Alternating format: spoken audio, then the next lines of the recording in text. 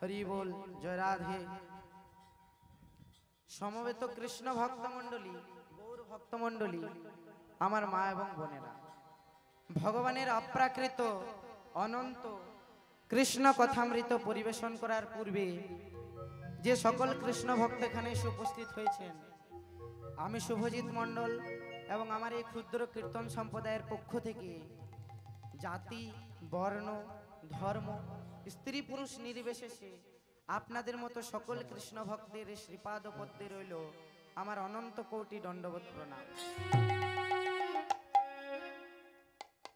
আমার শ্রী গুরুদেব শ্রদ্ধেয় কীর্তনীয় শ্রী সব্যসাচী চ্যাটার্জি মহাশয়ের আশীর্বাদ মাথায় নিয়ে এবং আপনাদের মতো সকল কৃষ্ণ ভক্তের শ্রীপাদ পদ্মে অনন্ত কোটি দণ্ডবত প্রণাম জানিয়ে আজ আমরা গৌর কথা, কৃষ্ণ কথা আস্বাদন করব। এটি আমার প্রথম হরিবাসর, তাই কিছু ভুল ত্রুটি হয়ে থাকলে নিজের সন্তান মনে করে, নিজের ভাই দাদা মনে করে ক্ষমা করে দেবেন। মানুষের সম্মান দিলে সেই সম্মান ঈশ্বরে মেলে, একথা সর্বশাস্ত্রে গায়। কবি চণ্ডীদাস যিনি আমাদের শিখিয়েছেন, তিনি সবার উপরে মানুষত্ব, তাহার উপরে নাই। আকাশের শোভা হচ্ছে চাঁদ, চাঁদের শোভা তারা, এবং বৃন্দাবনে কৃষ্ণ শোভা, নদিয়ার শোভা গোরা।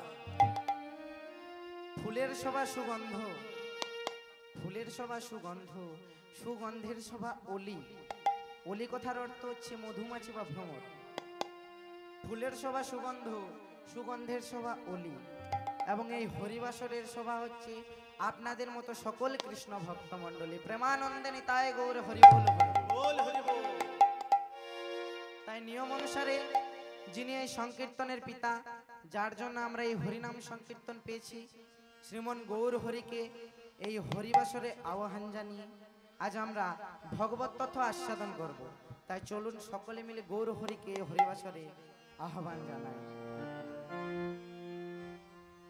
আমাদের গৌর এলো রে,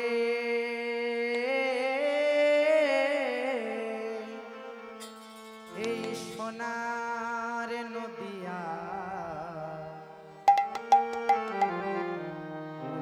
ধ্বনি হরির ধ্বনি শব্দ শোনা যায় আমাদের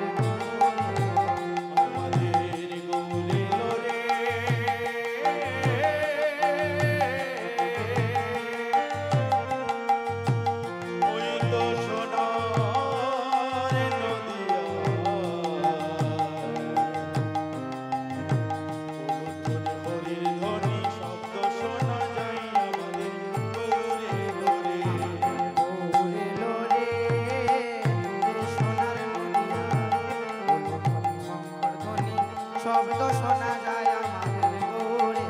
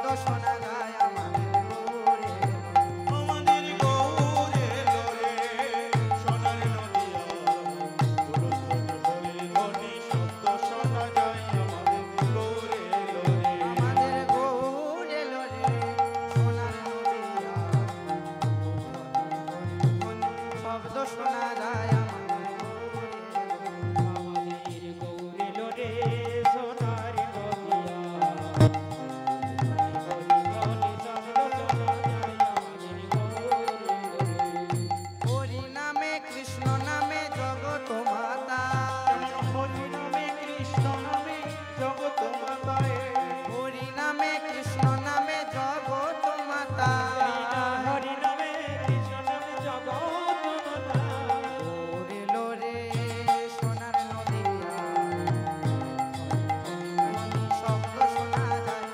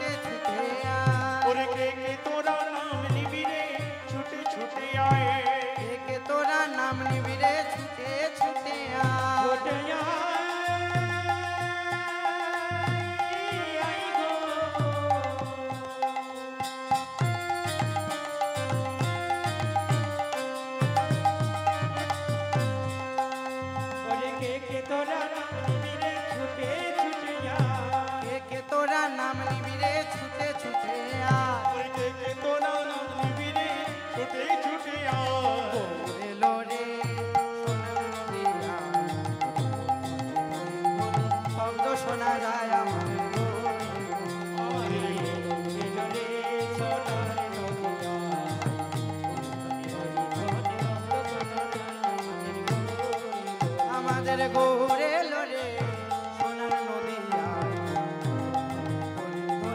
শব্দ শোনা যায় আমাদের গৌরে লোরে সোনার নদিয়া শব্দ শোনা যায় গৌরে লোরে গৌরে লোরে সঙ্গে নিতাই লোরে গৌরে লোরে সঙ্গে নিতাই লোরে গৌরে লোরে সঙ্গে নিতাই লোরে গৌরে লোরে সঙ্গে নিতাই লোরে লোরে সোনার নদিয়ায় শব্দ শোনা যায় লোরে সোনার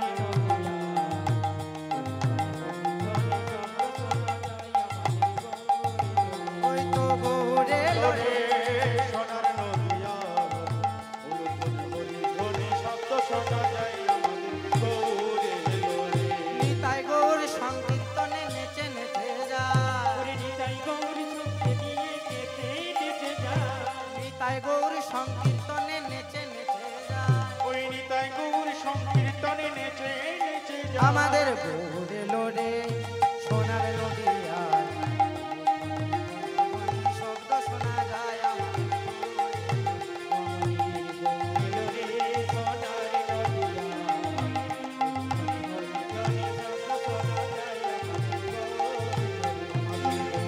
লোরে সোনার নদিয়া ধ্বনি শব্দ শোনা যায় আমাদের গৌরে লোরে শান্তিপুরে ডুবু ডুবু নদে ভেসে যায় শান্তিপুরে ডুবু ডুবু নদে ভেসে যায় ওই শান্তিপুরীর উঠুডুবু নদী ভেসে যায় গৌরে লোরে সোনার নদিয়ায় ধ্বনি শব্দ শোনা যায়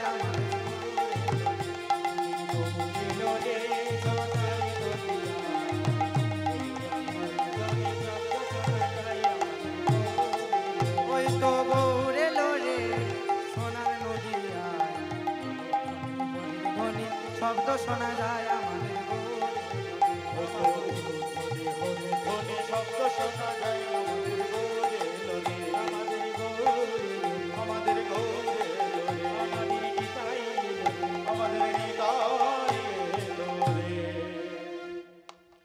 1486 খ্রিস্টাব্দে 18 ফেব্রুয়ারি এক শুভ দোল পূর্ণিমায় শচীগর্ভ সিন্ধু মাঝি অবতীর্ণ হলেন কলিযুগের ভগবান শ্রীকৃষ্ণ চৈতন্য মহাপ্রভু। বৃন্দাবনে যিনি ছিলেন যশোদানন্দন শ্রীকৃষ্ণ, ব্রজের নন্দন শ্রীকৃষ্ণ, কলিকালে তিনি হলেন রাধা কৃষ্ণের মিলিত বিগ্রহ শ্রী শচীর নন্দন গৌর। শাস্ত্রে প্রমাণ আছে ভাবরসে গোরা আমার শ্রী গৌরাঙ্গ তনু, যার বাইরে রাধা ভিতরে কানু। দাপর যুগের গোবিন্দর গো এবং রাধারানীর রানী তিনি হলেন প্রাণের গোরা।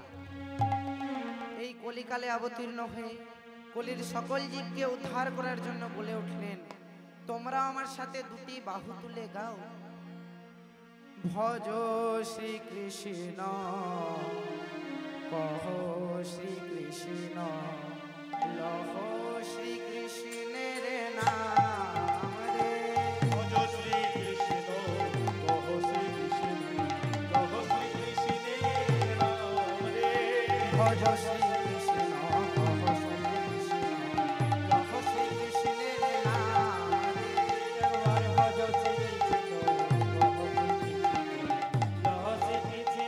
নাম রে। জন শ্রীকৃষ্ণ ভজে সে হয় আমার প্রাণ রে।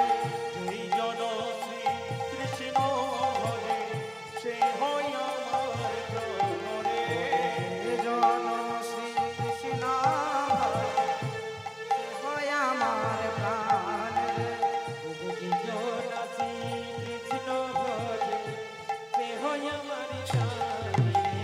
ভজ শ্রীকৃষ্ণ কহ শ্রীকৃষ্ণ লহ শ্রীকৃষ্ণের নাম রে। উলুধ্বনি মায়েরা শ্রীকৃষ্ণ কহ শ্রীকৃষ্ণ কহ শ্রীকৃষ্ণের নাম রে ভজ শ্রীকৃষ্ণ কহ শ্রীকৃষ্ণ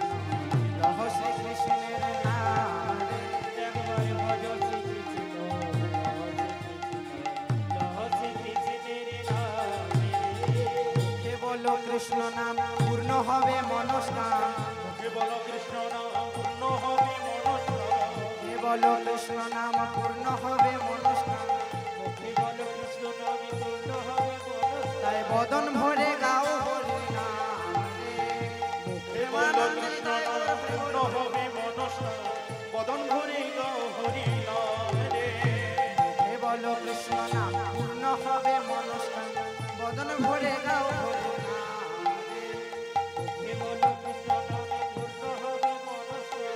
বদনে ভরে দাও হরি নাম। ভজ শ্রী কৃষ্ণ লহ শ্রী কৃষ্ণের নাম একবার ভজ শ্রী কৃষ্ণ, লহ শ্রী কৃষ্ণের নাম রে।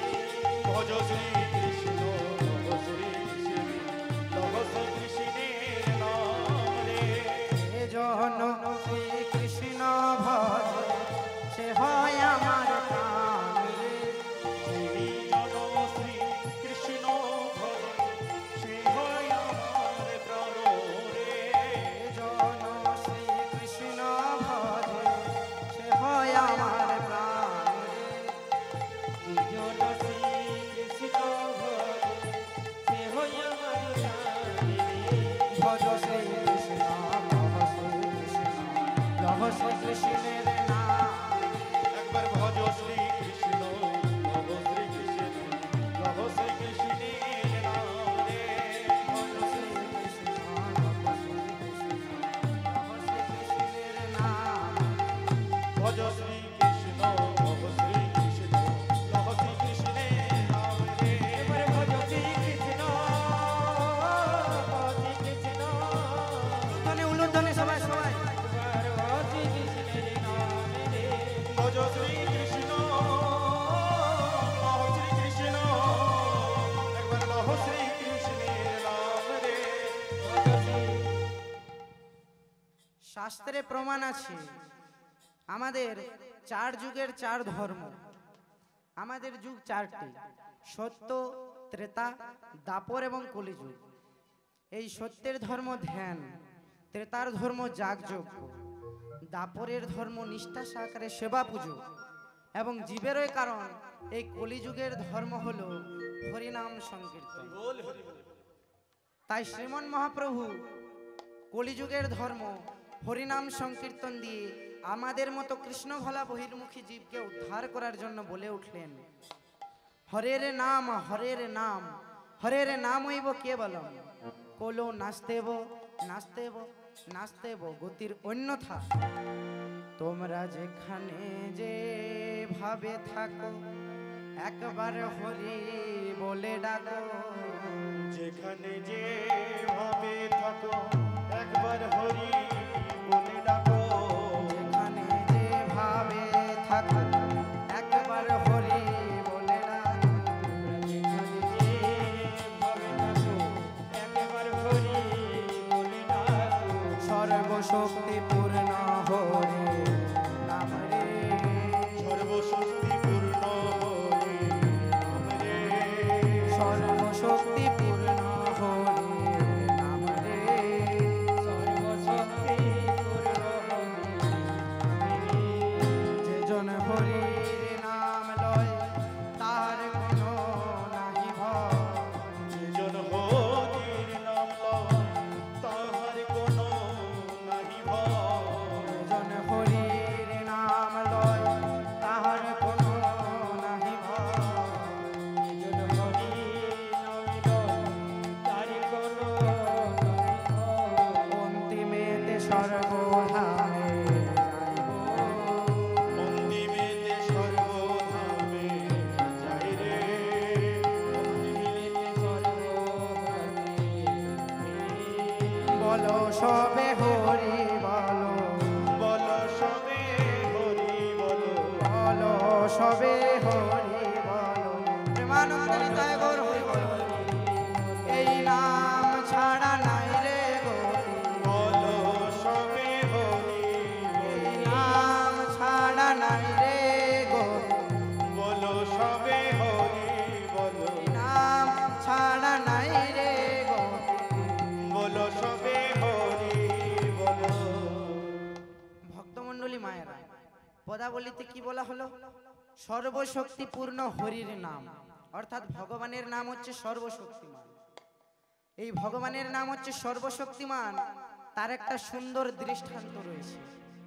কি না, ভগবান শ্রীরামচন্দ্র যেদিন সেতু বন্ধন করে শ্রীলঙ্কায় প্রবেশ করবেন, যার আগে নাম ছিল লঙ্কা, পরে হয়েছিল সিংহল, বর্তমানে যাকে আমরা বলি শ্রীলঙ্কা, আমাদের প্রতিবেশী দেশ।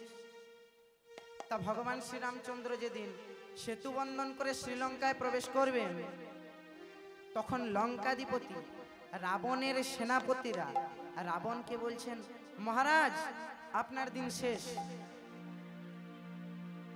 তোমরা কেন এমন বলছো? বলে এমন একজন এসেছে যার নাম রাম, আর তার নামের এমন মহিমা যে তার বানর সেনারা বড় বড় প্রস্তর নিচ্ছে এবং সেই প্রস্তর বা শিলায় লিখছে রাম রাম। রাম রাম উচ্চারণ করার সাথে সাথে শিলাটি যেই না সমুদ্রে নিক্ষেপ করছে, শিলাটি ভেসে উঠছে এবং তার উপর ভর করে, সেই শিলার উপর ভর করে তারা আমাদের এই শ্রীলঙ্কায় প্রবেশ করছে। তাই নাকি? রাবণ মৃদু হেসে বলল, এই জন্য তোমরা ভয় পাচ্ছ এবং বলে দিলে আমার দিন শেষ? তাহলে শোনো, রাম নামে যদি শিলা জলে ভাসে, তাহলে কে? আমি রাবণ, আমার নামও শিলা জলে ভাসবে, তাই নাকি? বলে হ্যাঁ। মহারাজ আপনি প্রমাণ দেখাতে পারবেন যে আপনার নামে শিলা জলে ভাসে? প্রমাণ? আচ্ছা, এক্ষুনি একটা বড় দেখে শিলা নিয়ে আসো। এইবার সকলকে সমবেত করে রাবণ শিলায় লিখেছে রাবণ রাবণ। সকলকে সমবেত করেছে, শিলাটি যেই না সমুদ্রে নিক্ষেপ করেছে, শিলাটি ভেসে উঠেছে। সবাই করতালি দিচ্ছে, বলছে বাবা বাবা বাবা। তাহলে চিন্তার কোনো বিষয় নেই, রামের চেয়ে আমাদের রাবণও কিছু কম না। এবার যুদ্ধ হবে তাহলে সমানে সমানে। সন্ধেবেলা রাবণের স্ত্রী, রাবণের সহধর্মিণী স্বামীর পদসেবা করতে করতে বলছে, স্বামী আমি জানি তোমার মতো বীর পুরুষ এই ত্রিভুবনে হয়তো আর কেউ নেই, তোমার মতো ব্রাহ্মণ এই ত্রিভুবনে আর কেউ নেই। আমি জানি, আমি তোমার সাথেই সংসার করি, কিন্তু তোমার নামে ওই শিলা জলে ভাসবে, সেটা ঠিক আমি মন থেকে মেনে নিতে পারছি না। বলো তো স্বামী, কি এমন করেছো যার জন্য শিলা জলে ভেসেছে? এ কথা শুনে রাবণের দু নয়ন বেয়ে অশ্রু নেমে এলো। বলছে, মন্দোদরী, তাহলে তুমি শোনো, যেদিন আমি সীতাকে হরণ করে এনে অশোক বনে রেখেছিলাম, সেদিন তুমি আমায় তিরস্কার করেছিলে এবং বলেছিলে পরনারীকে কেন আনলে। সেদিন আমি তোমার কথার কোনো উত্তর দিইনি। আজ আমি একসাথে দুটো কথার উত্তর দেব। আমি একসাথে দুটো কথার উত্তর দেবো। কি কি জানো? যে আমি সেদিন সীতাকে কেন হরণ করে এনেছিলাম, আর আজকে কি এমন করেছি যার জন্য শিলাটি জলে ভেসেছে। তাহলে শোনো, প্রথমত আমি সীতাকে হরণ করে এই জন্য এনেছিলাম কারণ আমি জানতাম যে আমাদের এই রাক্ষসের দেশে ভগবান শ্রীরামচন্দ্র কোনোদিনই তার পদধূলি দেবেন না। কিন্তু আমি এটাও জানতাম যে রামের দুর্বলতা হচ্ছে সীতা। সীতাকে যদি আমি হরণ করে আনতে পারি, তাহলে সীতাকে উদ্ধার করার জন্য সীতার টানে ভগবান শ্রীরামচন্দ্র আমাদের এই দেশে আসবে এবং আমাদের এই মাটি ধন্য হবে। আর দ্বিতীয়ত আমার নামে শিলা জলে ভাসেনি। আমি করেছিলাম কি, আমি লোককে দেখানোর জন্য শিলার উপরে লিখেছিলাম রাবণ রাবণ, কিন্তু আমি গোপনে শিলার নিচের ভাগে 108 বার লিখেছিলাম রাম রাম রাম রাম রাম, তাই শিলা জলে ভেসেছে। প্রেমানন্দে নিতাই গৌর হরি বল হরি বল। তাই দেখুন ভগবানের নামের মধ্যে কি শক্তি, সেটা তার পরম শত্রু সেও প্রমাণ করে গেছে। এবার আমরা মূল লীলায় প্রবেশ করব, কিন্তু মূল লীলায় প্রবেশ করার আগে সুন্দর একটা বৃন্দাবনের ভজন করে মূল লীলায় প্রবেশ করব। তা মায়েরা, বৃন্দাবনে যেতে গেলে কি বলতে হয় গো? ঠিক বলেছেন, রাধে রাধে। তাই রাধারানীর নাম আশ্রয় করে এবার প্রবেশ করব মধুময় শ্রীধাম বৃন্দাবনে। চল রে মন বৃন্দাবন কে ধাম, लेके राधा राधा नाम, मिलेंगे कुंज बिहारी, मिलेंगे वंशीधारी। चलो रे मन श्री वृंदावन धाम, ओ चलो मन श्री वृंदावन धाम, लेके राधा राधा नाम, मिलेंगे कुंज बिहारी, मिलेंगे बंशीधारी। ओ मिलेंगे कुंज बिहारी, मिलेंगे बंशीधारी। चल रे मन वृंदावन के धाम, लेके राधा राधा नाम, मिलेंगे कुंज बिहारी, मिलेंगे वंशीधारी।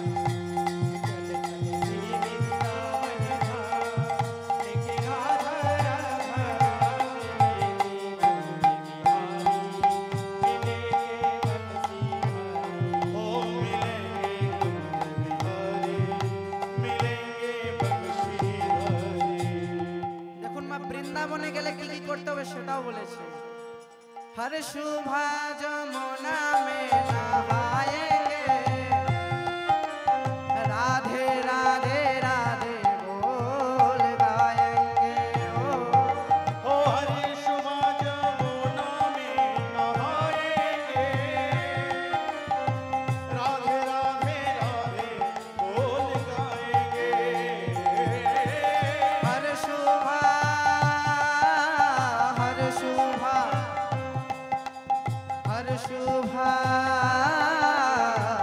हर शुभा ओ हरि शुभा जमुना में नहाएंगे, राधे राधे राधे नाम गाएंगे। हरि शुभा जमुना में नहाएंगे, राधे राधे राधे बोल गाएंगे। चल रे मन वृंदावन के धाम, लेके राधा राधा नाम, मिलेंगे बिहारी, मिलेंगे वंशीधारी। बोलो धनी महाराज।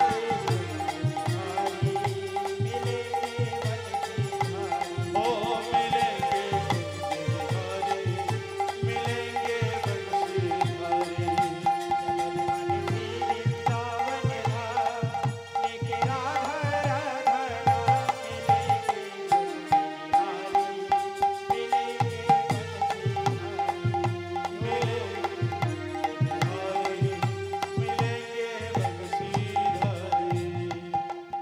सब धामों से प्यारा वृंदावन धाम है,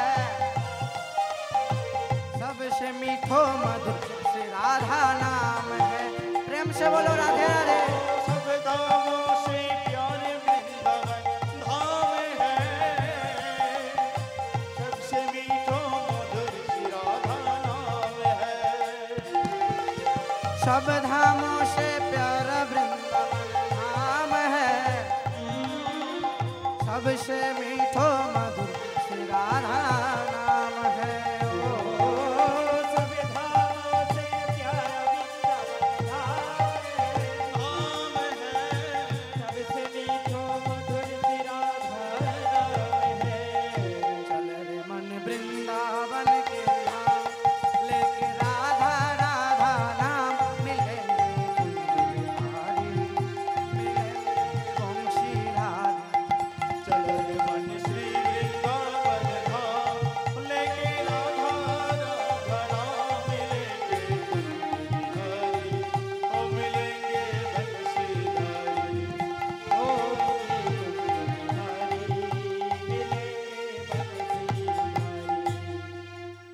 তাই এবার আমরা প্রবেশ করব মূল লীলায়।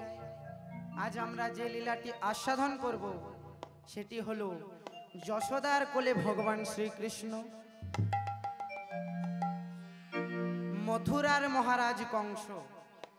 মথুরার মহারাজ কংস তার পিতা উগ্রসেনকে বন্দি করে বসলেন মথুরার সিংহাসনে। যেই না সিংহাসনে বসলেন অমনি সবাই মিলে জয়ধ্বনি দিয়ে উঠলেন, মথুরা অধিপতি মহারাজ কংসকে, মথুরা অধিপতি মহারাজ কংসকে, মথুরা অধিপতি মহারাজ কংসকে। তখন মহারাজ সিদ্ধান্ত নিলেন, মনে মনে কি সিদ্ধান্ত নিলেন? যে আমি দিগ্বিজয় করতে যাব। মহামন্ত্রী চানুরকে সঙ্গে লয়ে সুন্দর করে রথসজ্জা করলেন, কারণ এবার যাবেন দিগ্বিজয়ে। যেই না দিগ্বিজয়ে যাবেন অমনি স্বর্গরাজ্য থেকে ঢেকি জানে চেপে মহারাজ কংসের রাজভবনে এলেন কে? শ্রী দেবর্ষি নারদ মুনি। ভাবটি কেমন? ও রে বিনা যন্ত্র হরি নাম মন্ত্র, হরি নাম ছাড়া জীবে কোনো গতি না। ওরে বিনা যন্ত্র হরি নাম মন্ত্র, হরি নাম ছাড়া জীবে কোনো গতি নাই। আমার বিনা যন্ত্র হরি নাম মন্ত্র, হরি নাম ছাড়া জীবে কোনো গতি না।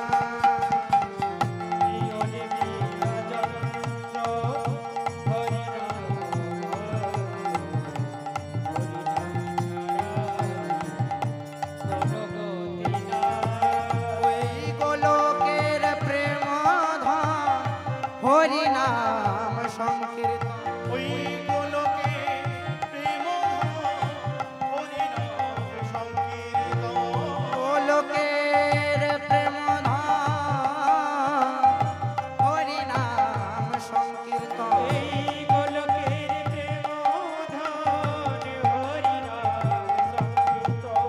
ওরে বিনা যন্ত্র হরি নাম মন্ত্র, হরি নাম ছাড়া জীবে কোনো গতি নাই। প্রেমানন্দ নিতাই গৌর ওরে বিনা যন্ত্র হরি নাম মন্ত্র, হরি নাম ছাড়া জীবে কোনো গতি নাই।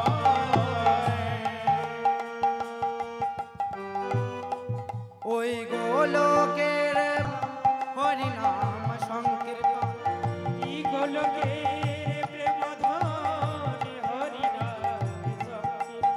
গোলকের প্রেম ধন হরি নাম সংকীর্তন। ওই গোলকের প্রেমধন হরি নাম সংকীর্তন। ওরে আমার বিনা যন্ত্র হরি নাম মন্ত্র, হরি নাম ছাড়া জীবে কোনো গতি না। ওরে আমার বিনা যন্ত্র হরি নাম মন্ত্র, হরি নাম ছাড়া জীবে কোনো গতি নাই। হরি নাম লব মুখে জীবন যাবে সুখে, হরি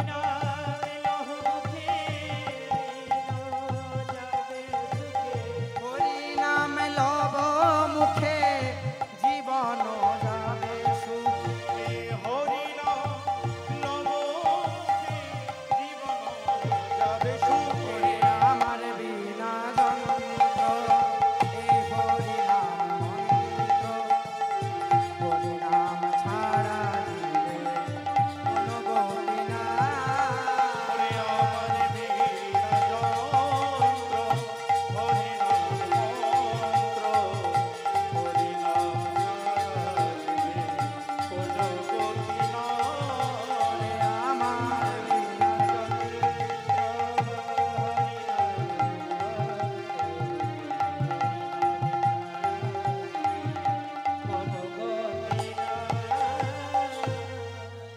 মহারাজ কংস যাচ্ছিলেন দিগ্বিজয়ে, তার রাজভবনে এলেন দেবর্ষি নারদমণি। নারদমণিকে দর্শন করার মাত্রই মহারাজ কংস প্রণাম নিবেদন করলেন, বললেন বাবা বাবা বাবা আপনি এসেছেন আমার দরবারে। মহামণি একবার আসুন আসুন বসুন বসুন, আসুন আসুন বসুন বসুন, আসুন আসুন বসুন বসুন, আসুন চরণে আসুন আসুন বসুন বসুন এই মিনতি তব চরণে। আসুন আসুন বসুন বসুন। নারদ মুনি বসলেন। মহারাজ কংস সোনার থালায় শ্রী চরণ দুটি নারদ মুনির ধৌত করে দিলেন। বললেন, মহামুনি, কিবা হেতু তব আগমন? কিবা হেতু তব আগমন মানে কি কারণে আমার দরজায় এসেছেন? বললেন, মহারাজ, আপনি কোথায় যাচ্ছেন? কেন? আমি যাচ্ছি দিগ্বিজয়ে। আচ্ছা, আপনার দিগ্বিজয়ে গেলেও কোনো জয়লাভ হবে না। কেন বলুন তো? বলে, কেন? না, আপনি যে দিগ্বিজয় যাচ্ছেন, আপনার আদরের গুণ হচ্ছে আপনার বোন দৈবকী, আর তার এখনো বিয়ে দেননি। কবে বোনের বিয়ে দেবেন? কবে দিগ্বিজয় করে ফিরবে তার কোনো ঠিক নেই। তাই আগে বোনের বিয়ে দিয়ে দিন, তারপর আপনি যেখানে ইচ্ছে সেখানেই যান। আমি আমার বোনের বিয়ে দিয়ে দেব, কিন্তু কিন্তু নারদমণি, তার জন্য সুপাত্র আপনাকে নির্বাচন করতে হবে। কারণ আপনি ঢেকি জানে চেপে স্বর্গ মর্ত্য পাতাল আসা যাওয়া করেন। আপনার পাত্র দেখতে কোনো অসুবিধে হবে না? আচ্ছা, বলে আমি আপনার বোনের পাত্র রেডি করে নির্বাচন করেই আপনাকে বলতে এসেছি, তাই নাকি? বলল, হ্যাঁ। তা পাত্রটিকে? শোনো মহারাজ, আপনার বোন দৈবকীর পাত্রটি হচ্ছে পরম বৈষ্ণব সত্যের পূজারী বসুদেব। তাই দৈবকীর উপযুক্ত পাত্রটির নাম হচ্ছে বসুদেব। তাই আজ হলো কি মায়েরা, আজ মহারাজ কংসের রাজভবনে নারদ মুনির উপস্থিতিতে দেশ বিদেশে রাজার সমাগমে শুরু হয়ে গেল দৈবকী ও বসুদেবের বিয়ে। বিয়েটি হচ্ছে কেমন ভাবে? শুভ দিনে শুভক্ষণে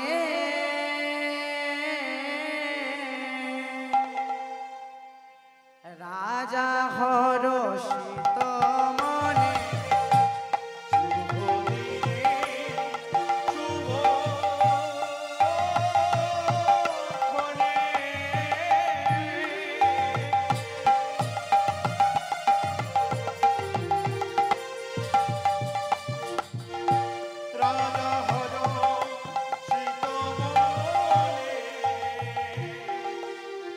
বসুদেব ও দৈবকীর বিয়ে হচ্ছে, একটু উলুধ্বনি দেবেন না?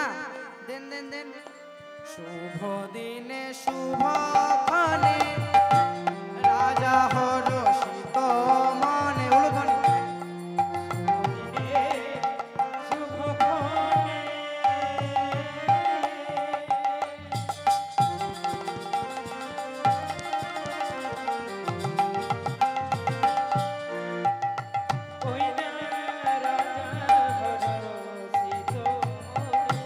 আজ ভোগ নিরে করিল সম্প্রদান, আজ ভোগ নিরে করিল সম্প্রদান।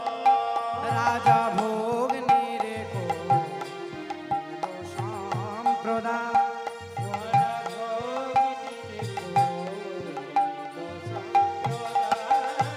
আজ আনন্দ আর ধরে না রে, আনন্দ ধরে নরে, আনন্দ আর ধরে না রে। ওই মথুরা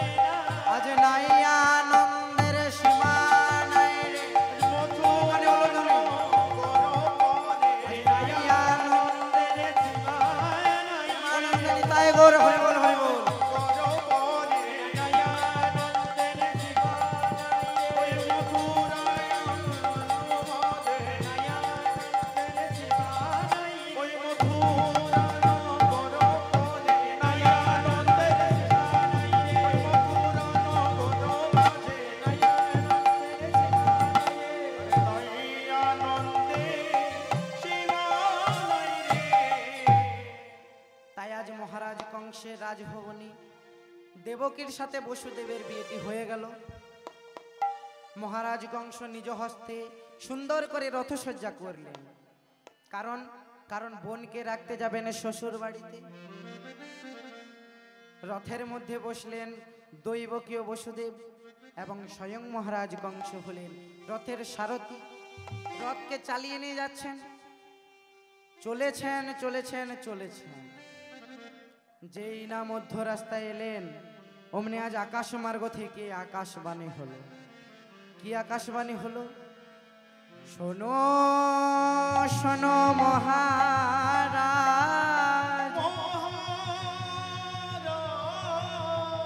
তুমি শোনো দিয়াম, তুমি শোনো দিয়াম, দৈবকীর অষ্টম গর্ভের সন্তান গর্ভের সন্তান তোমায় করিবে নিধন। তোমায় করিবে নিধন।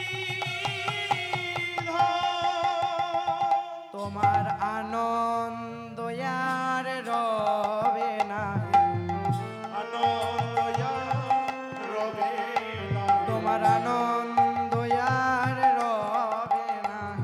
তোমার দয়ার রবে। তুমি নিরানন্দে পড়ে রবে, আনন্দ রবে না, তুমি নিরানন্দে পড়ে রবে। তোমার আনন্দ রবে না। কথাটা শুনে চমকে উঠলেন মহারাজ।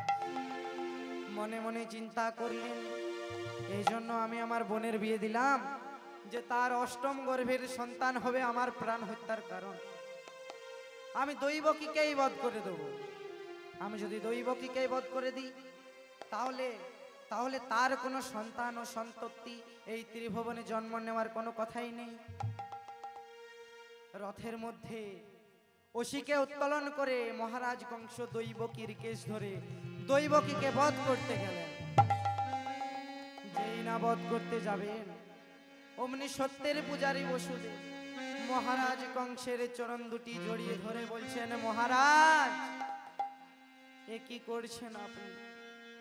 এত বড় মথুরার মহারাজ হয়ে, মথুরার মহাজ্ঞানী রাজা হয়ে একটি অবলা নারীর প্রাণ হত্যা করছেন, যে কিনা আপনার সাথের বোন। আপনি কি জানেন না শাস্ত্রে কি প্রমাণ আছে? বলে কি প্রমাণ আছে বসুদেব? আজ কুরুকুলে ধ্বংস হলো, ধ্বংস দ্রৌপদীর কেশ আকর্ষণে,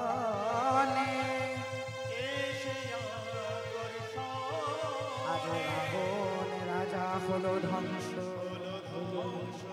কেশ ধর সীতা হরণে।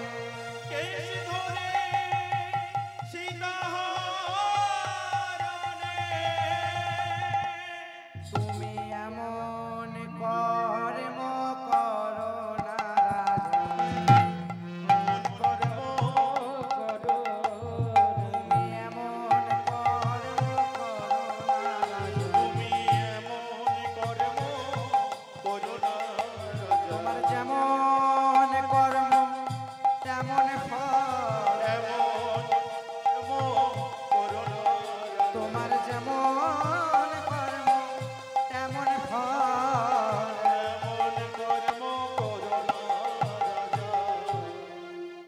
বসুদেব বলছেন, মহারাজ দোষী দৈবকী নয়, দোষী দৈবকীর গর্ভের সন্তান। তাই আমি আপনাকে কথা দিলাম, দৈবকীর প্রথম থেকে অষ্টম গর্ভের সন্তান জন্ম নেওয়ার মাত্রই আমি তাদেরকে আপনার হাতে তুলে দেব। তাও আপনি দৈবকীকে প্রাণে বধ করবেন না।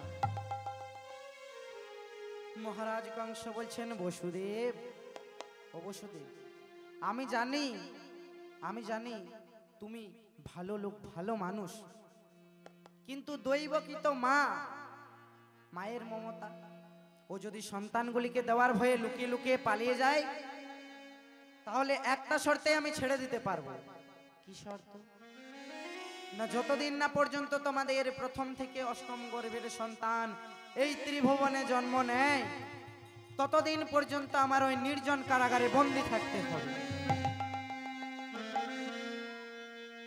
তাই বিয়ের পর শুভ দিন, কিন্তু দৈবকীয় বসুদেব এসে দাঁড়ালেন কোথায়?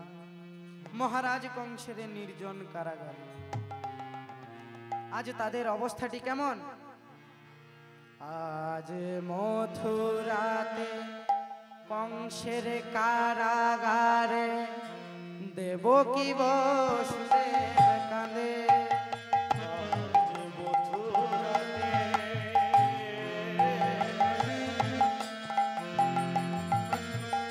কংস কারাগারে দেবকী বসুদেব কাঁদে। আজ মথুরাতে কংসের কারাগারে দেবকী বসুদেব কাঁদে।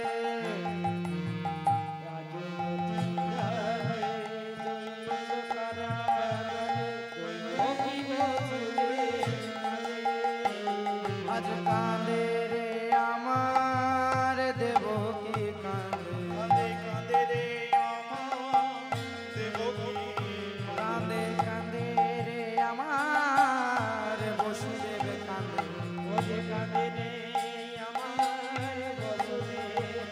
ওই কংসের অত্যাচার সইতে না রে। কাঁদে কাঁদে রে আমার দেবকী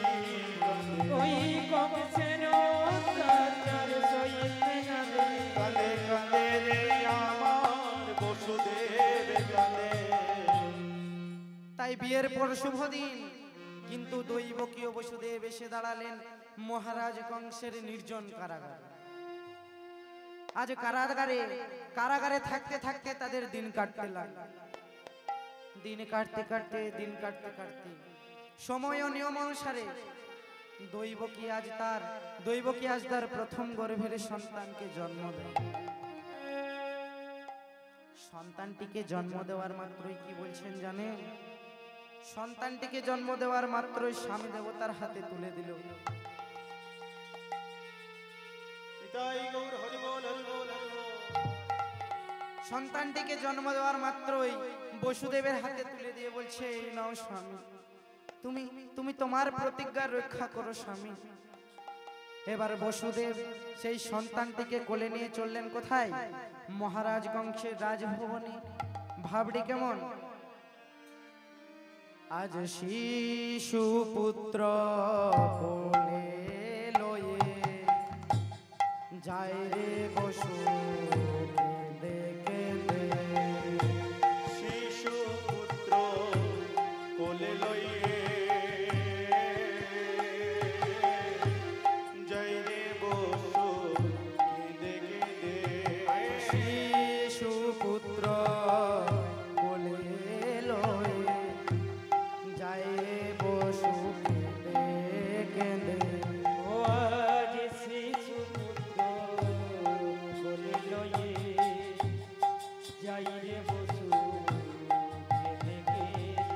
ধেয়ে চলে কংসের ভবনে। ধেয়ে চলে কংসের ভবনে। বসু ধেয়ে চলে কংসের ভবনে।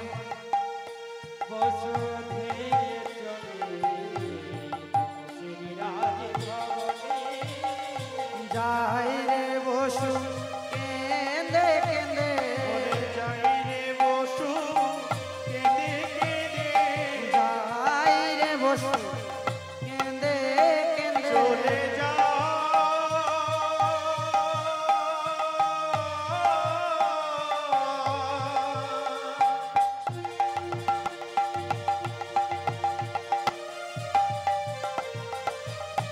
বসুদেব আমার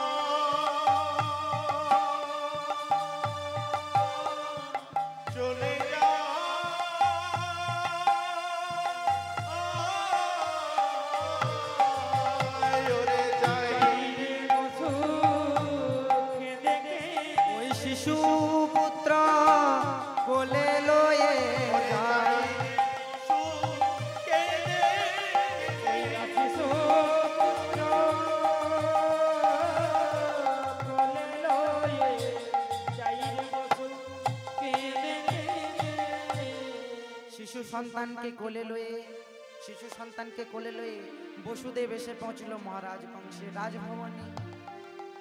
দেখুন মহারাজ কংস কিন্তু পূর্বের কথা ভুলে গেছে, মনে নাই। যেই না বসুদেবের হাতে সুন্দর শিশুটিকে দেখেছে, মহারাজ কংস বলছেন, বসুদেব, ও বসুদেব, তোমার কোলে ওটি কে বসুদেব? বলে, কেন মহারাজ, এই নিন আমার প্রথম গর্ভের সন্তান। দেখুন যেই না শিশুটিকে দেখেছে, মহারাজ কংসের মনে প্রেম জেগেছে। কেন বলুন তো? কারণ সৎসঙ্গে স্বর্গবাস এবং অসৎসঙ্গে পদে পদে সর্বনাশ। এই প্রসঙ্গে আপনাদের একটা গল্প শোনাই। রাস্তার ধারে একটি মধুমাছি পড়েছিল, একটি গোবরে পোকা পড়েছিল। রাস্তার ধারে একটি গোবরে পোকা পড়েছিল এবং তার উপর দিয়ে একটি মধুমাছি গুনগুন গুনগুন করে পেরিয়ে যাচ্ছে।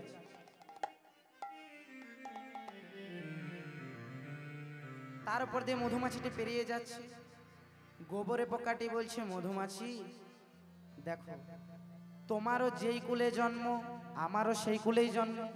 তুমিও কীট এবং আমিও কীট, কিন্তু দেখো তোমার কত সৌভাগ্য, তুমি মধুমাছি, তুমি রোজ রোজ কত না কত ফুলের মধু পান করো, আর আমার এই কপাল গোবরের মধ্যেই পড়ে থাকে।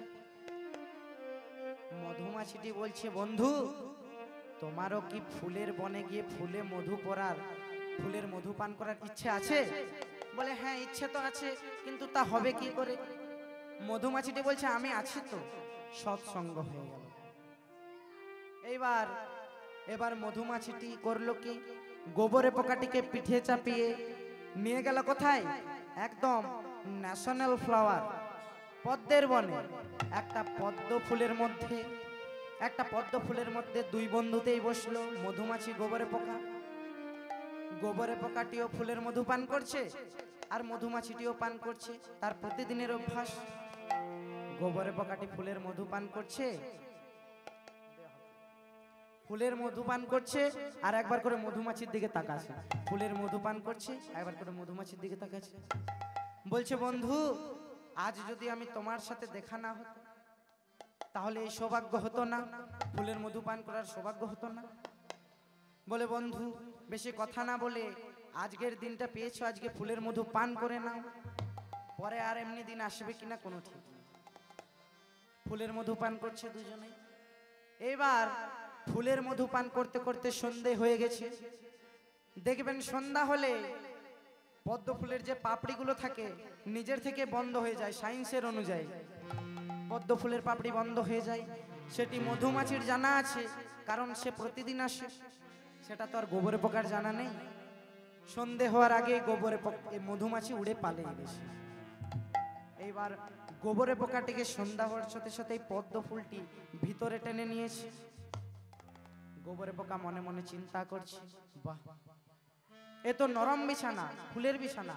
গোবরে পোকা তো মাটির ধারে পড়ে থাকে শক্ত বিছানায়, ফুলের বিছানা পেয়ে গেছে। মনে খুব আনন্দ, মনে মনে চিন্তা করছে, রাত্রিতে ঘুম বেশ ভালো হবে। এবার কি হয়েছে, রাত্রিতে ঘুমিয়ে গেছে, সকাল হয়ে গেছে।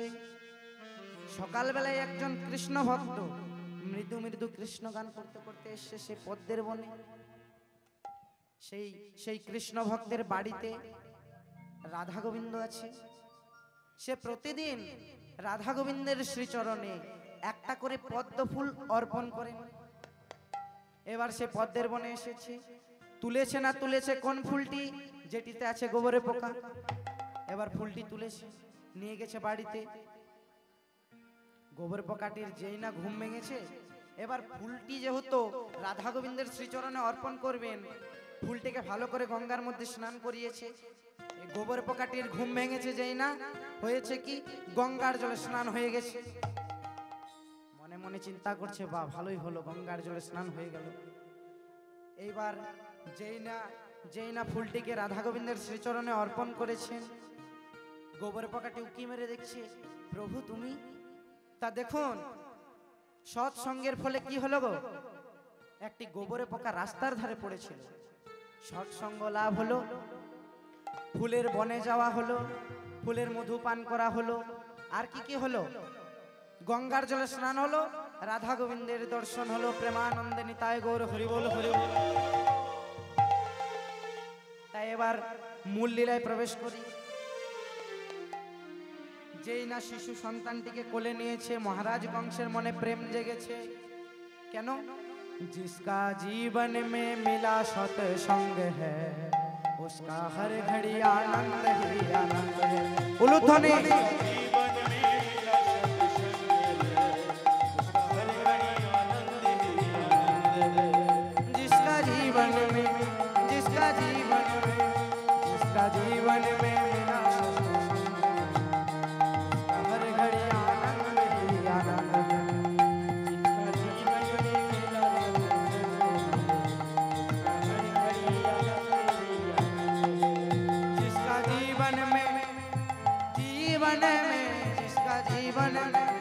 जिसका जीवन में गुरु नाम बसे है उसका हर घड़ी आनंद ही आनंद है। जिसका जीवन में जिसका जीवन में जिसका जीवन में जिसका जीवन में गुरु नाम बसते हैं उसका हर घड़ी आनंद ही आनंद है। जिसका जीवन में गुरु नाम बसे है उसका हर घड़ी आनंद ही आनंद है। जिसका जीवन में गुरु नाम बसे है उसका हर घड़ी आनंद ही आनंद है। जिसका जीवन में मिला सत्संग है उसका हर घड़ी आनंद ही आनंद है। प्रेमानंद निताय गौर हरिबोल हरिबोल। मिला सत्संग है, उसका हर घड़ी आनंद ही आनंद है। जिसका जीवन में मिला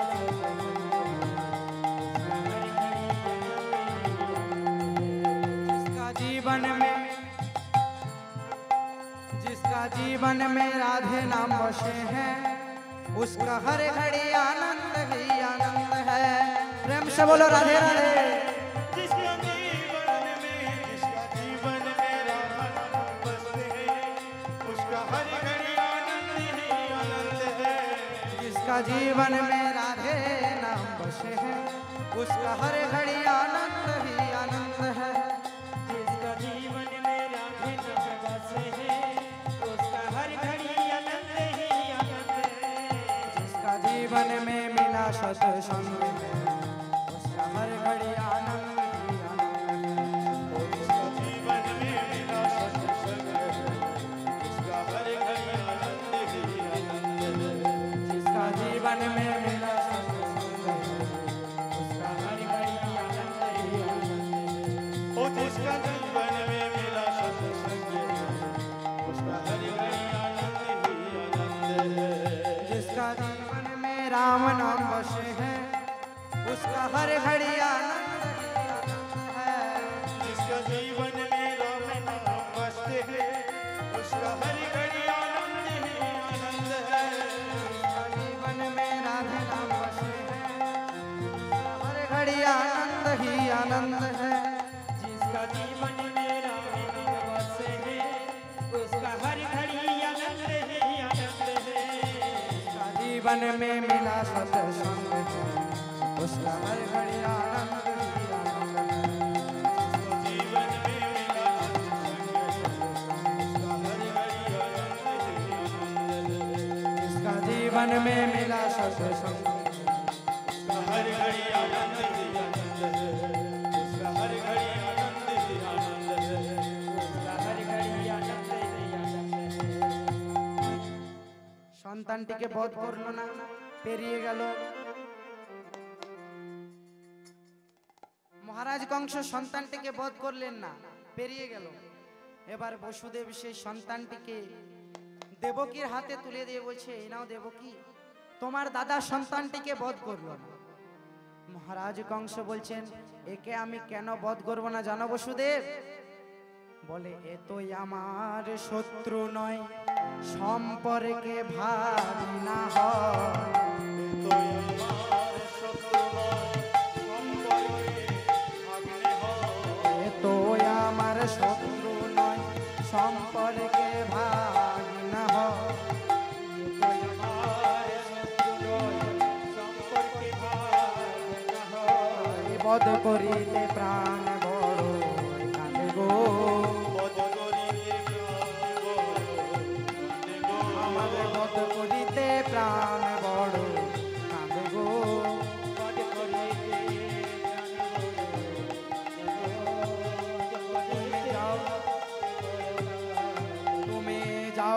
বসু লয়ে যাও রে। ওগো যাও যাও বসু লয়ে যাও। তুমি যাও যাও বসু লয়ে যাও রে।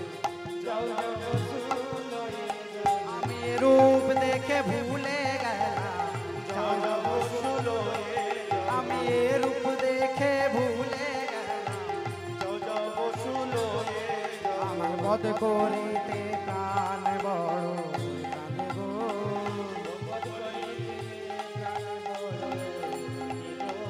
বধ করিতে প্রাণ বড় কাঁদে গো। সন্তানটিকে বধ করলেন না, পেরিয়ে গেল। কিন্তু দেখুন অন্যদিকে স্বর্গরাজ্যে তা নিরানন্দের কারণ হয়ে দাঁড়ালো। কেন বলুন তো? স্বর্গরাজ্যে নিরানন্দের কারণ হয়ে দাঁড়ালো কারণ মহারাজ কংস যদি একের পর এক সন্তানগুলিকে বধ করেন, তবে তো শীঘ্রই ধরাধামে ভগবান অবতীর্ণ হন। আর যদি না বধ করেন, তবে কি করে শীঘ্রই ভগবান অবতীর্ণ হবেন? তাই দেবতারা করলেন কি, নারদমণিকে ডাক দিলেন। নারদমণি, নারদমণি, তুমি অবিলম্বে যাও। আজ মহারাজ কংসের মন থেকে সুমতিকে হরণ করে কুমতি প্রয়োগ করে দৈবকীয় বসুদেবের প্রথম গর্ভের সন্তানকে বধ করাও। আজ নারদমণি আসছেন কোথায়? মহারাজ কংসের রাজভবনে দেবতাদের কথা মতো।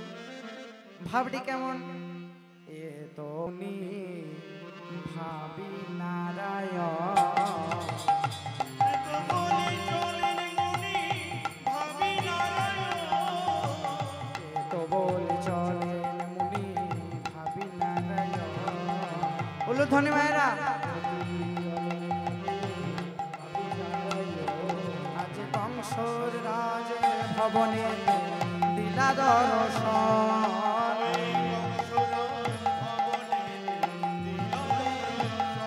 আজ কংসের রাজ ভবনে দিলা দর্শন।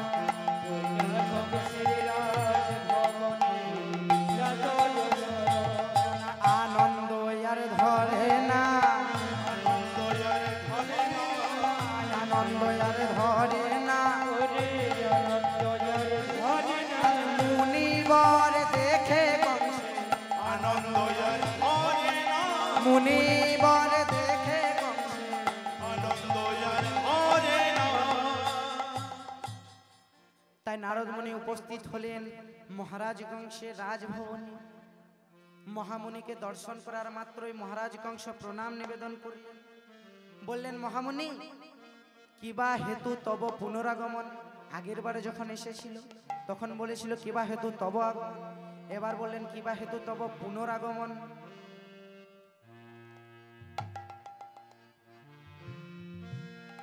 বললেন, কিবা হেতু তব পুনরাগমন? বললেন, মহারাজ, আপনি দৈবকীয় বসুদেবের প্রথম গর্ভের সন্তানকে বধ করলেন না কেন? না, কেন বধ করব? ওই সন্তানটি সম্পর্কে আমার ভাগ্নে হয়, কেন বধ করব? আচ্ছা, মামা ভাগ্নের সম্পর্ক তো বেশ ভালোই জমেছে, কিন্তু আপনার কি মনে নেই সেদিনের কথা? যেদিন আপনি আপনার বোন দৈবকীকে রাখতে শ্বশুর বাড়ি যাচ্ছিলেন, সেদিন আকাশমার্গ থেকে কি আকাশবাণী হয়েছিল? বলে, হ্যাঁ মনে আছে। সেদিন আকাশমার্গ থেকে আকাশবাণী হয়েছিল যে দৈবকীর অষ্টম গর্ভের সন্তান হবে আমার প্রাণ হত্যার কারণ। কিন্তু এ তো প্রথম গর্ভের সন্তান, এ কি দোষ করলো যে তাকে আমি বধ করব? এই মুহূর্তে দেবতাদের কথা মতো নারদমুনি মহারাজ কংসের মন থেকে সুমতিকে কেড়ে নিয়ে কুমতি প্রয়োগ করার জন্য বলে উঠলেন, মহারাজ, কি করে বুঝলেন এটি প্রথম গর্ভের সন্তান? এমনও তো হতে পারে যে দেবতারা আপনাকে বধ করাবার জন্য অষ্টম গর্ভের সন্তানকে প্রথম গর্ভে পাঠিয়ে দিয়েছে, কিংবা দ্বিতীয় গর্ভে পাঠিয়ে দিয়েছে, কিংবা তৃতীয় গর্ভে পাঠিয়ে দিয়েছে। আপনি জানবেন না আপনাকে কোন গর্ভে যে এসে বধ করে দেবে তা আপনি নিজেও বুঝতে পারবেন না। নারদমুনির কাজ হয়ে গেল, নারদমুনি চলে গেলেন। মহারাজ কংস মনে মনে চিন্তা করছেন, নারদমুনি তো ঠিক কথা বলেছে। তৎক্ষণাৎ মন্ত্রী চানুরকে ডাক দিলেন, চানুর, চানুর, তুমি অবিলম্বে যাও এবং দৈবকীর হাত থেকে তার প্রথম গর্ভের সন্তানকে ছিনিয়ে নিয়ে এসো। মহামন্ত্রী চানুর মহারাজ কংসের কথা মতো দৈবকীর হাত থেকে তার প্রথম গর্ভের সন্তানকে ছিনিয়ে নিয়ে এলো। যেই না নিয়ে এলো, আজ মহারাজ কংস কি করলেন জানেন? আজ মহারাজ কংস সেই সন্তানটিকে শিলার আঘাতে আছড়ে বধ করলেন।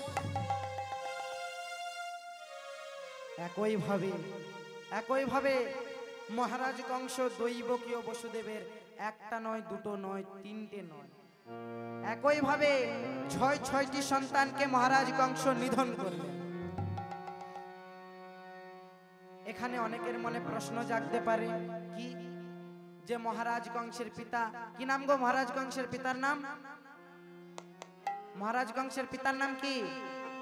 উগ্রসেন।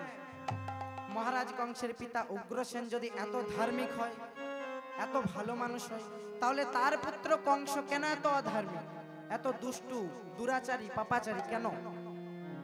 এখানে বলে রাখি, মহারাজ কংসের জন্ম হয়েছিল দ্রুমিল অসুরের ঐরসে। এছাড়াও পূর্বজন্মে মহারাজ কংস কে ছিলেন? পূর্বেতে রাবণের মামা কাল নেমেছিল। পূর্বেতে রাবণের মামা কাল নেমেছিল। পূর্বেতে রাবণের মামা কাল নেমেছিল।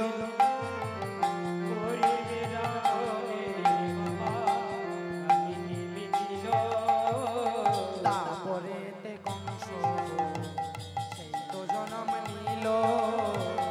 তারপরেতে কংস সেই তো জন্ম নিল। তারপরেতে কংস সেই তো জন্ম নিল। তারপরেতে কংস তা থেকে সেই তো এলো। তা থেকে সেই তো তা থেকে সেই তো এলো। তারপরেতে কংস হলো। তা থেকে সেই তো তারপরেতে কংস হলো।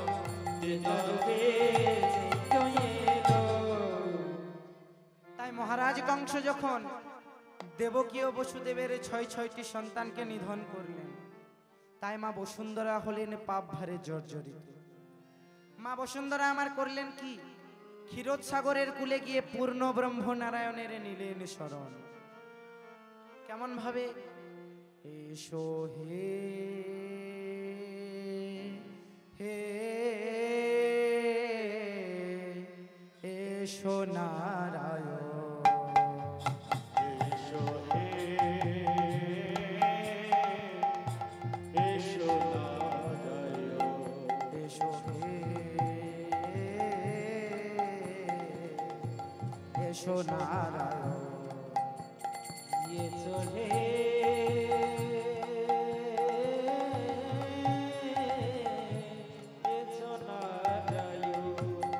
ওগো তুমি না আসলে মোদের তুমি না আসলে মোদের চলে যায় জীবন। তুমি নয়া ছিলে মনে চলে যাবে। ওগো তুমি না আসলে মোদের চলে যায় জীবন। ওগো তুমি না আসলে চলে যায় জীবন। এসো নারায়ণ এসো হে এসো নারায়ণ।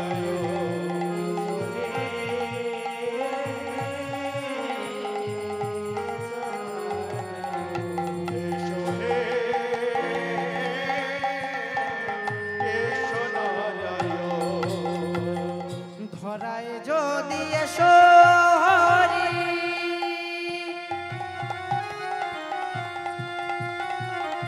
কংসাসুরে ভয় কি করে? ধরাই যদি এসো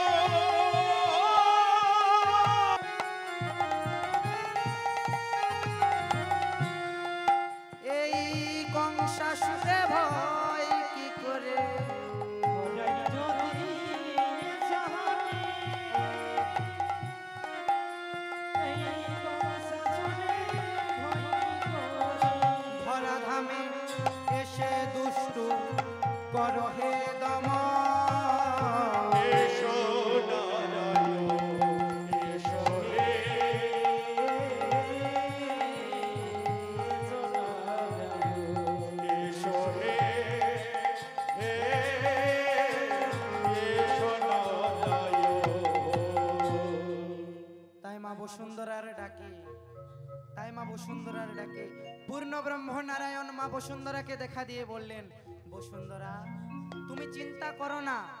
কেন? না সপ্তম গর্ভেতে যাইবে অনন্ত,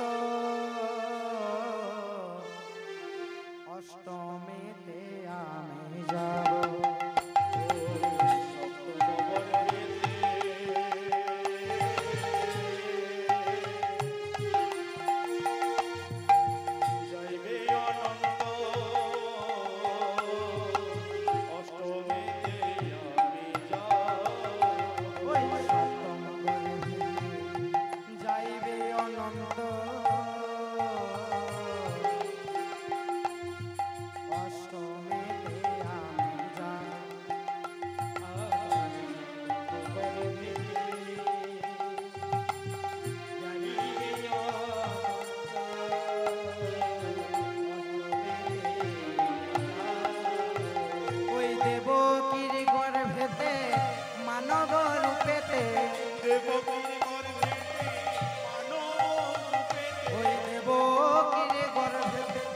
মানব রূপেতে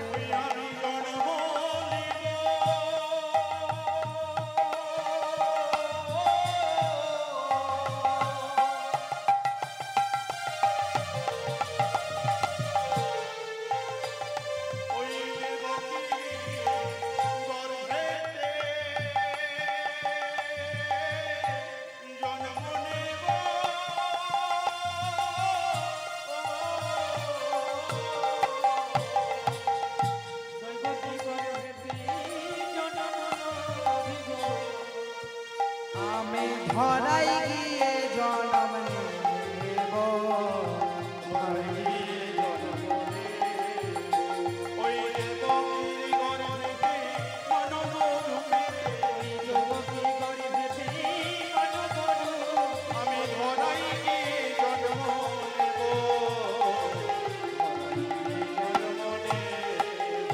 আমি দেব কির গর্ভেতে জন্ম নেব,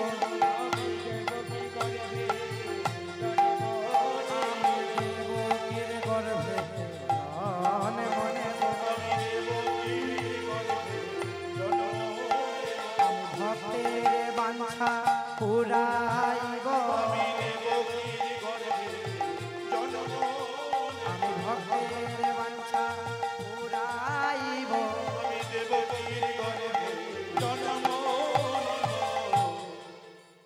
তাই এই সপ্তম গর্ভে আসছেন কে?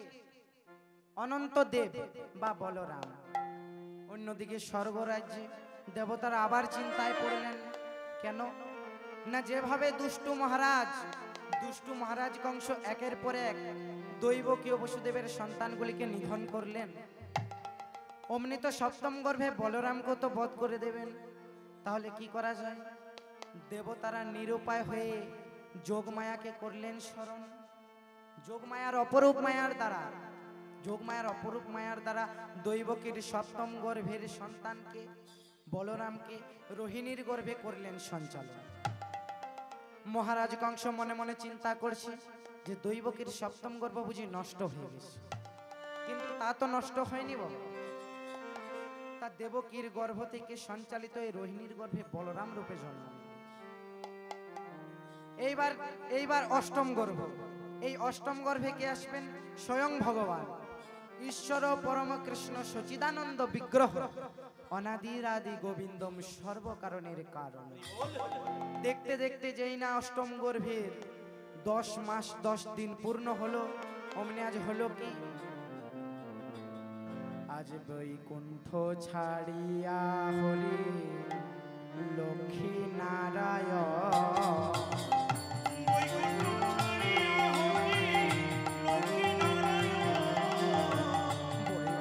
ছাড়িয়া হরি লক্ষ্মী নারায়ণ,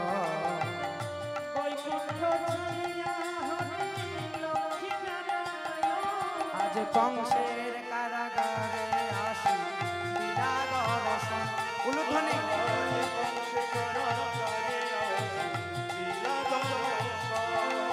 কংসের কারাগারে আসি বিনা দর্শন,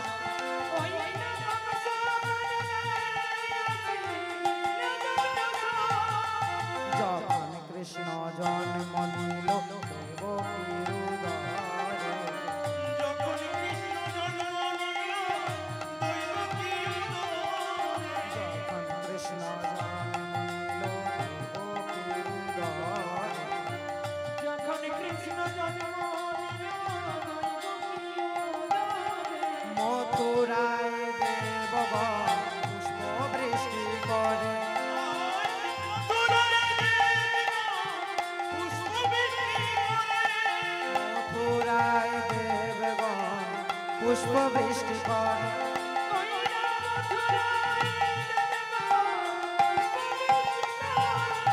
এলো আমাদের ভগবান এলো আমাদের ভগবান বদন ভরে হরি বলো প্রেমানন্দে তাই গৌর হরি বলো। বদন ভরে হরি বলো, এলো আমাদের ভগবান। ভগবান কৃষ্ণ জন্ম নিলেন কোন তিথিতে? আজ ভাদ্র অষ্টমী তিথি বৃষ্টি ঘনে ঘন। ভাদ্র অষ্টমী তিথি বৃষ্টি ঘনে ঘন।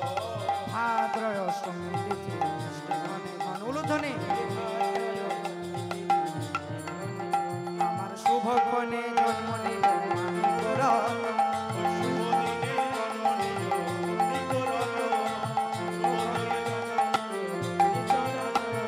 কি আনন্দ হলো রে আনন্দ হলো কি আনন্দ হলো রে আর কি আনন্দ। ভগবানের জন্মদিনে মহানন্দ হলো। ভগবানের জন্মদিনে আনন্দ।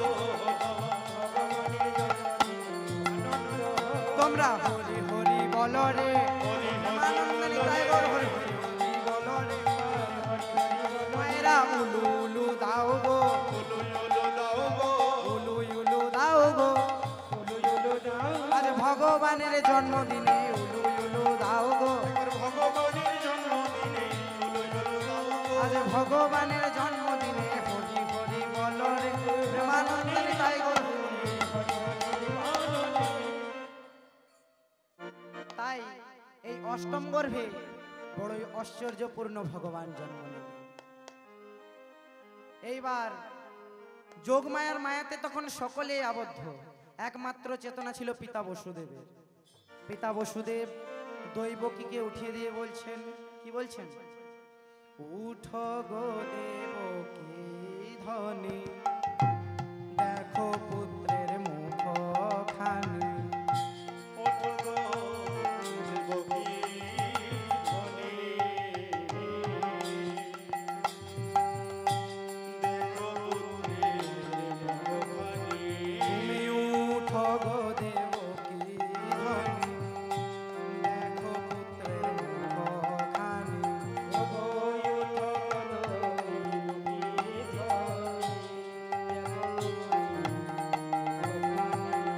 এই পুত্র হলো কারাগারে, এই পুত্র হলো কারাগারে। এই পুত্র হলো কারাগারে।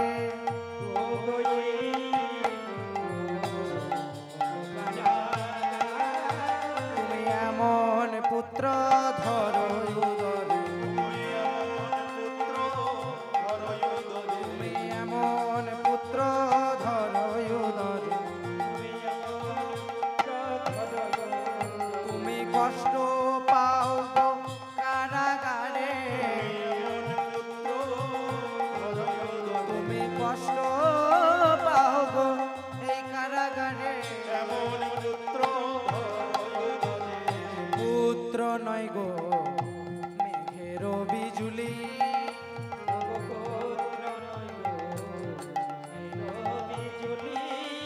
এ পুত্র নয় গো মেঘের বিজুলি।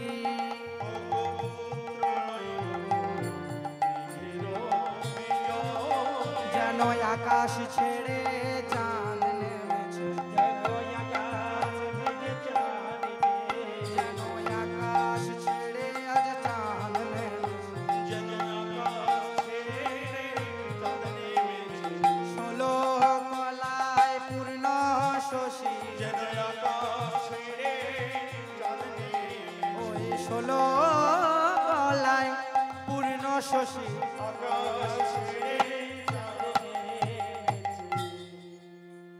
দৈবকীর অষ্টম গর্ভে বড়ই ঐশ্বর্যপূর্ণ ভগবান জন্ম নিলেন। এইবার বসুদেব ও দৈবকী সন্তানকে যেই না পানে চাইতে যাবেন, অমনি আজ হলো কি, যেই না সন্তানটিকে পানে চাইতে যাবেন অমনি স্বয়ং দাঁড়িয়ে আছে কে? শঙ্খ চক্র গদা পদ্মধারী চতুর্ভুজী নারায়ণ। নারায়ণকে দর্শন করার মাত্রই তারা কৃতাঞ্জলি পুটে করলেন প্রণাম। নমো ব্রহ্মণ্য দেবায় গো ব্রহ্মণ্য হিতায় চ জগদ্ধিতায় শ্রীকৃষ্ণায় গোবিন্দায় নমো নমঃ।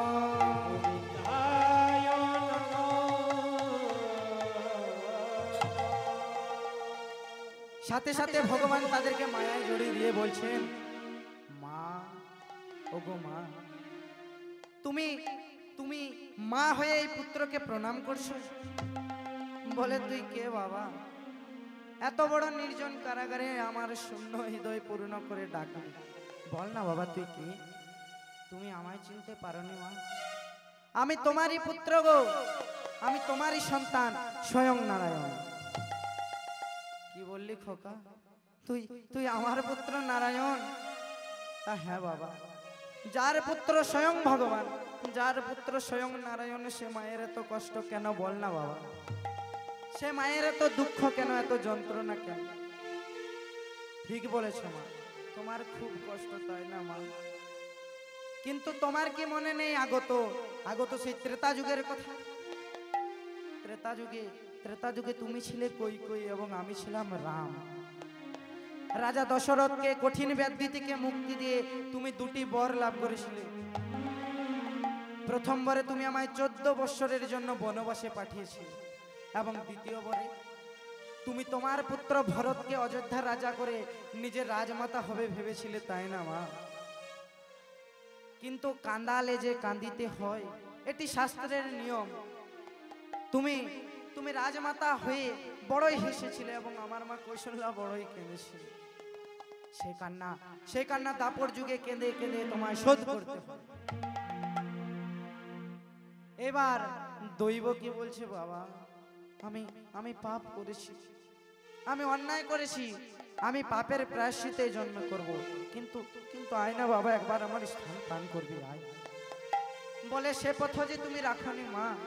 জানো জানো যেদিন আমি আমার মায়ের সাথে বনবাসে যাচ্ছিলাম, সেদিন আমার মা কৌশল্যা এক বাটি দুধ আমায় পান করতে দিয়েছিল। তুমি কি করেছিলে জানো মা? সেই দুধের বাটিটি আমার মুখ থেকে কেড়ে নিয়ে দূরে ছুঁড়ে ফেলে দিয়েছিল।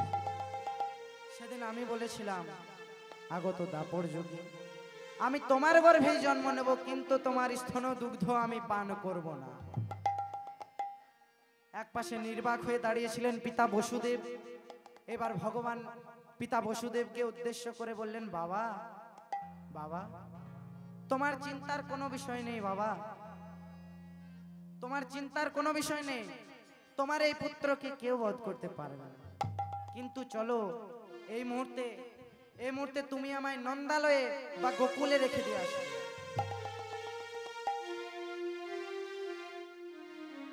বসুদেব মনে মনে চিন্তা করছে, অন্ধকার রাত্রি, ঘন ঘন বৃষ্টিপাত হচ্ছে, এই অবস্থায় আমি গোকুলে বা নন্দালয়ে যাব কি করে?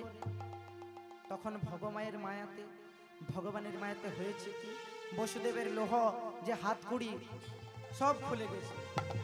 আজ অন্ধকার কারাগার আলোকিত হয়ে যাচ্ছে। পিতা বসুদেব ভগবান শ্রীকৃষ্ণকে কোলে লয়ে চললেন নন্দালয়ের উদ্দেশ্যে। এসে পৌঁছলেন কোথায়? এসে পৌঁছলেন যমুনার চিরঘাটে। যমুনা তখন দুকুলে প্রবাহিত। বসুদেব মনে মনে চিন্তা করছে, এত বড় যমুনা বক্ষ পার হয়ে আমি যাব কি করে? তখন কৃষ্ণ লীলাকে রক্ষা করার জন্য যোগমায়ার মায়াতে একটা ছোট্ট শ্রীগালিনী এসে পৌঁছলো কোথায়? সেই যমুনার চিরঘাটে। ভাবটি কেমন? শ্রীগালিনীর মূর্তি ধরি দেবী পৌর্ণমাসী,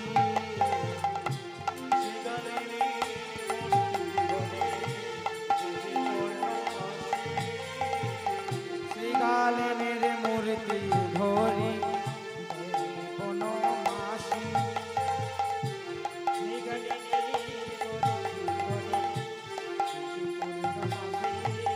ওই যমুনার চির আসি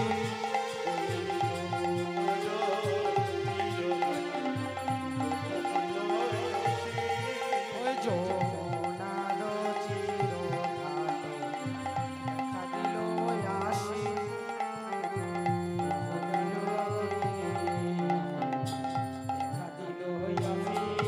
বলে আয় আয় বসু পারে হবি রে আয় আয় বসু পারে হবি রে মনের পশু পেরিয়ে যায় রে বনের পশু পেরিয়ে যায় রে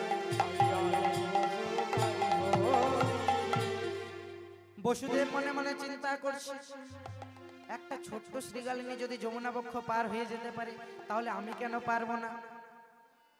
তাই সেই শ্রীগালিনীর পথকে অনুসরণ করতে করতে বসুদেব নামলো যমুনার জলে। ভাবটি কেমন কৃষ্ণ কোলে লয়ে বসু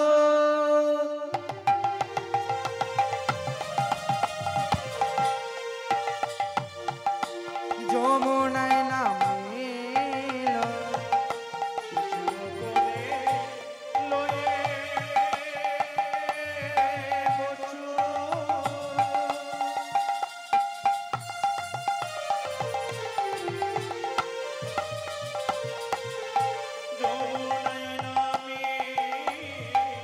ওই যমুনার জল তখন বাড়িতে লাগিল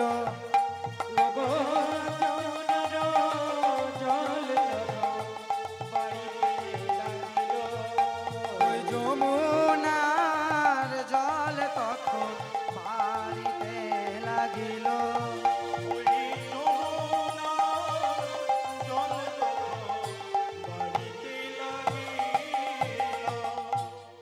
তখন মুষলধারায় বৃষ্টি শুরু হয়েছে। ভগবানের সারা শরীর বৃষ্টিতে ভিজে যাচ্ছে। যমুনার মধ্যেই ওই ভগবানের এক সর্পভক্ত ছিল যার নামটি কি অনন্তদেব। সেই অনন্তনাগটি করলো কি ভগবানকে ভিজে যেতে দেখে বসুদেবের মাথার পেছনে ফেনা কেড়ে ছাতার মতো হয়ে দাঁড়ালো। ভাবটি কেমন আজ অনন্ত আসিয়া ফোনা বিস্তারিয়া কৃষ্ণ চলে যায় বসু আনন্দিত হইয়া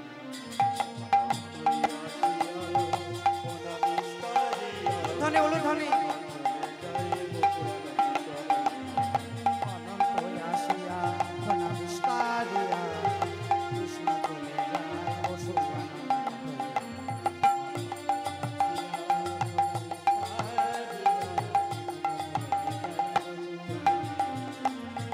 ঘন ঘন ডাকে মেঘ বসু চমকিয়া উঠে বসু মনে জানে না পারের কান্ডারি রয়েছে ঘন ঘন ডাকে মেঘ বসু চমকিয়া উঠে পারে কান্ডারি আছে ঘন ঘন ডাকে মেঘ বসু চমকিয়া উঠে কিন্তু মনে জানে না পারের কান্ডারি রয়েছে ঘন ঘন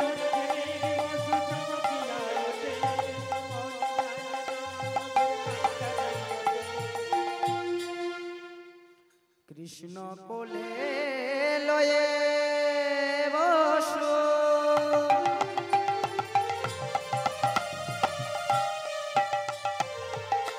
মাঝে যমুনায় এলো ও কৃষ্ণ কোলে লয়ে বসুদেব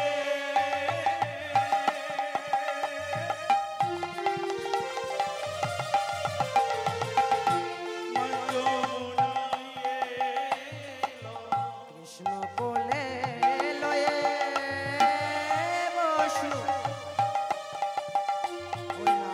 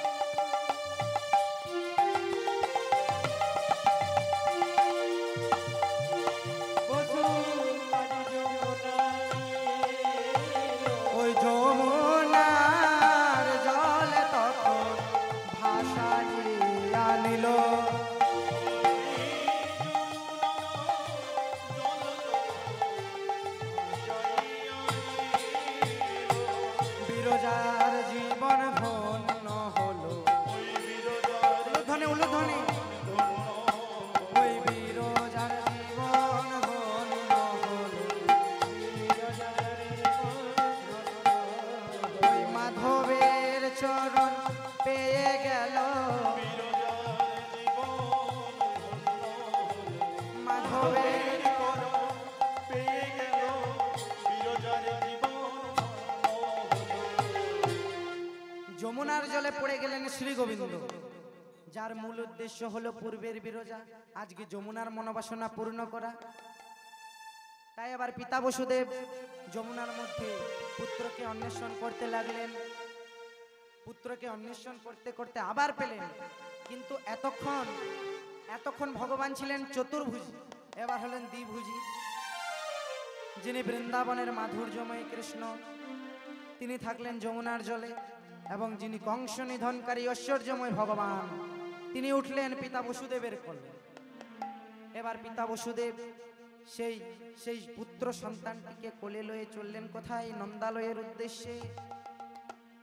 নন্দালয়ে অধিষ্ঠান করে দেখছে যশোমতী নন্দরানীর কাছে দু কোলের কাছে দুটো সন্তান বসে আছে, এক পাশে একটি পুত্র সন্তান, এক পাশে একটি কন্যারত্ন।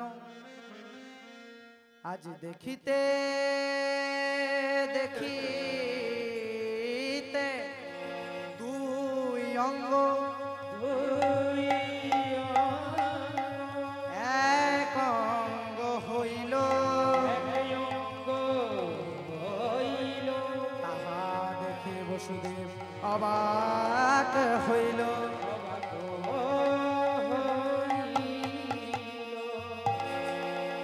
এবার বসুদেব ভগবান শ্রীকৃষ্ণকে যশোমতী নন্দরানীর কোলের পাশে শুইয়ে দিয়ে এবং কন্যারত্ন যোগমায়াকে কোলে নয়ে আবার ফিরে এলেন মহারাজ কংসের নির্জন কারাগার। দেখুন, এত বড় একটা ঘটনা ঘটে গেল, কিন্তু যোগমায়ার মায়াতে কেউ বুঝতে পারল না। এবার আজ ভগবান নিরাপদে অধিষ্ঠান করেছেন নন্দালয়ে। আজ সকাল হওয়ার সাথে সাথে চতুর্দিকে শুধু আনন্দই আর আনন্দ। আজ শিব নাচে, ব্রহ্মা নাচে, আর নাচে ইন্দ্র। শিব নাচে, ব্রহ্মা নাচে, আর নাচে ইন্দ্র। উলুধ্বনি। আমার গোকুলে গোয়ালা নাচে,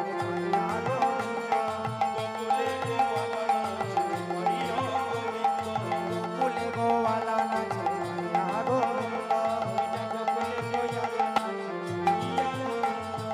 আনন্দ আর ধরে না, আনন্দ আর ধরে না। আজ শ্রীনন্দের নন্দন দেখে আনন্দ আর ধরে না, শ্রীনন্দের নন্দন আজ যশোদা দুলাল দেখে, আজ যশোদা দুলাল দেখে। তাই এবার চতুর্দিকে শুধু আনন্দ আর আনন্দ, কিন্তু নিরানন্দ কোথায়? মহারাজ কংসের নির্জন কারাগারে। কারণ আজ কারাগারে সকাল হওয়ার সাথে সাথেই ভেসে আসছে একটি শিশুপুত্রের আওয়াজ। মহারাজ কংস মনে মনে চিন্তা করলেন, দৈব কি বুঝি তার অষ্টম গর্ভের সন্তানকে জন্ম দিয়েছে। তাই নিজ হস্তে সেই সন্তানকে বধ করবার জন্য অসিকে উত্তোলন করে পৌঁছলেন তার কারাগার। কারাগারে আসার পর দেখতে পেলেন দৈবকীর হাতে একটি কন্যারত্ন। কিন্তু এই কন্যারত্নটি এলো কোথা থেকে? ভগবান হেসে বলে উঠল, হে দুরাচারী কংস, সময় এলেই সব বুঝতে পারবে। এবার মহারাজ কংস সেই কন্যারত্নটিকে অষ্টম গর্ভের সন্তান মনে করে বধ করতে গেলেন। কেমন ভাবে? ও তার পদেতে ধরিয়া ঘুরাইয়া ঘুরাইয়া শিরাতে আছাড় মারে, ও তার পদেতে ধরিয়া ঘুরাইয়া ঘুরাইয়া শিরাতে আছাড় মারে, ও তার পদেতে ধরিয়া ঘুরাইয়া ঘুরাইয়া শিরাতে আছাড় মারে।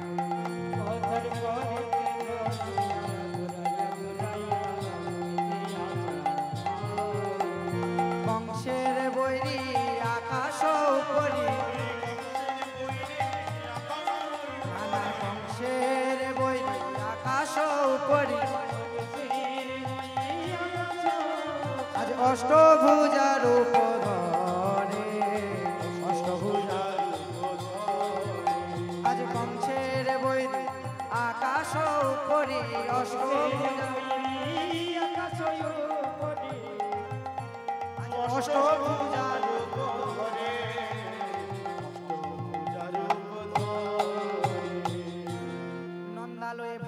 শ্রীকৃষ্ণ দিনে দিনে বড় হতে লাগলেন। মুনি গর্গাচার্য সেই পুত্রের নামকরণ করলেন, বললেন যশোদার এই পুত্রের নাম হবে কৃষ্ণ কৃষ্ণ কৃষ্ণ। তা ভক্তমণ্ডলী মায়েরা, আমরা ভগবান শ্রীকৃষ্ণের জন্মকে কি বলে গো? জন্মাষ্টমী, ঠিক। আর রাধারানীর জন্মকে রাধা অষ্টমী। আমরা সকলেই জানি রাধারানীর পিতার নাম বৃষভ এবং মাতার নাম মা কৃত্তিদা, কিন্তু আমরা কেউ জানি না যে মা কৃত্তিদার গর্ভে রাধারানী জন্ম নেয়নি। আসলে মা কৃত্তিদা একদিন সরবরাহে স্নান করতে গিয়েছিলেন। তিনি একটি পদ্ম ফুল কুড়িয়ে পান এবং পদ্ম ফুলটি তিনি এনে নারায়ণের শ্রীচরণে অর্পণ করেছিলেন। পরের দিন দেখেন সেই পদ্ম ফুলের ওপর একটি পরম সুন্দর কন্যা, যে হলো রাধা। আজ আমার মায়ের কোলে ভগবানের মিলন হইল, উলুধ্বনি। আজ মায়ের কোলে ভগবানের মিলন হইল, আজ প্রেমানন্দে বাহু তুলে হরি হরি বলো, প্রেমানন্দে বাহু তুলে